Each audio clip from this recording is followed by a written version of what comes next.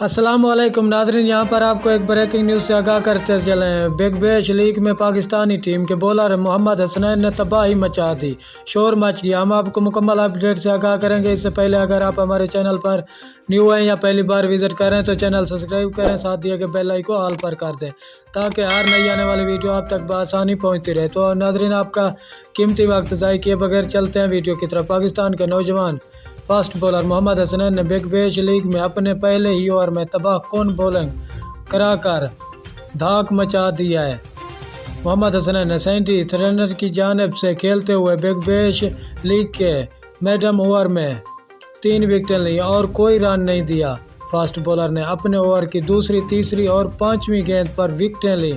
याद रहे कि मोहम्मद हसनैन के अलावा फास्ट बॉलर हारिस रऊफ, हसनैन और सैयद फरीद भी बिग बैश लीग खेल रहे हैं। शुक्रिया नाज़रीन हमारी